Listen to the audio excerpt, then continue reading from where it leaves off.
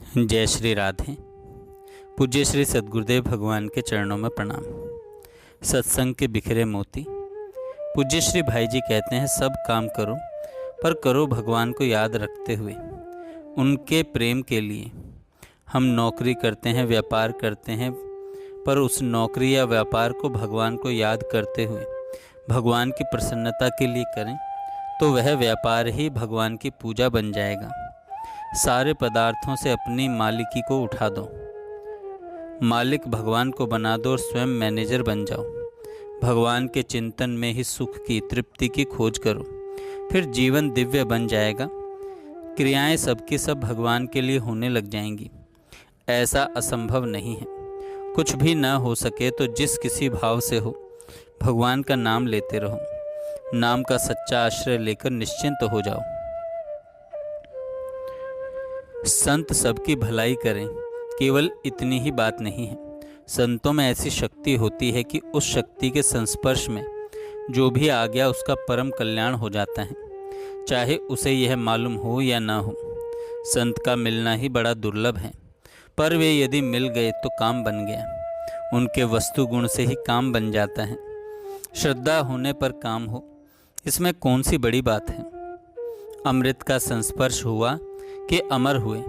उसी प्रकार किसी तरह से भी संत संस्पर्श हो गया तो कल्याण हो ही गया। संत को न पहचान कर भी उनकी सेवा करने से, उनके दर्शन से कल्याण तो होता ही है। उनकी अवज्ञा तक करने जाकर उनके संस्पर्श में आने का फल भी अंत में कल्याण ही है।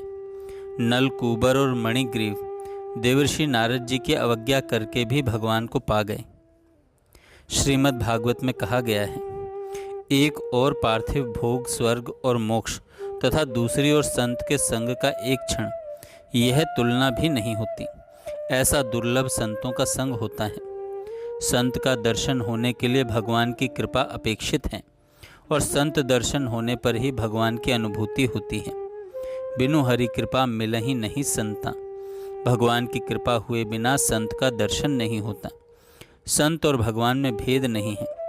नारद जी ने यह बात कही है, तस्मिद् जने भेदा भावात। भक्त भक्ति भगवंत गुरु चतुर नाम वपु एक। यह है संत की महिमा। जिसके मन में सच्चे संत से मिलने की इच्छा हो वह भगवान से प्रार्थना करे, और जो भगवान की प्राप्ति चाहता हो वह संत की सेवा करे। संत के द्वारा ही भगवान का महात्म्य, स्वरूप, गुण, लीला आदि सुनने को मिल सकते हैं। इन सब का रहस्य जानने के लिए संत के सिवा और कोई दूसरा उपाय नहीं है। भगवान से प्रार्थना करनी चाहिए कि हमें संत मिलें, और संत मिलने पर उनसे प्रार्थना करें कि आपको जो प्रिय से प्रिय वस्तु है वही हमें भी प्राप्त हो।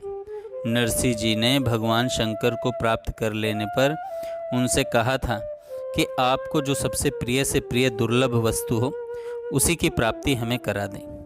संक्षेप में नरसिंह जी की कथा इस प्रकार है। नरसिंह जी कीर्तन के बड़े प्रेमी थे। घर पर देर से लौटते थे। भाभी कटु स्वभाव की थी। एक दिन बोली, क्यों बड़े भक्त बने हो? भक्त हो तो भगवान से क्यों नहीं मिलते? नरसिंह जी बस उसी समय घर से निकल पड़े और एक शिव जी के मंदिर में जाकर धरना दे दिया। 14 दिन रात तक वहाँ भगवान शिव के आगे बैठे रहे। शिव जी ने दर्शन दिए। नरसिंह जी ने उनसे प्रार्थना की और शिव जी उन्हें गोलोक धाम में ले गए। नरसिंह जी ने वहाँ श्री राधा कृष्ण की दिव्य लीलाओं का दर्शन किया। इस अनुभव को स्वयं नरसिंह जी ने अपने ग्रंथ में वर्णन किया है। भक्त भगवान के प्रेम की चर्चा में ही रमता है, मोक्ष उसे सुहाता नहीं। इस प्रकार भगवत प्रेम को अपना सार सर्वस्व बना लेने वाले संत के कहीं दर्शन हो जाएं तो फिर आनंद का क्या कहना। संत मिलते हैं भगवत कृपा से, और पूर्ण भगवत कृपा सब पर सदा है ही। बस विश्वास की कमी है, इसलिए सारा दुख है। जय श्री राधे।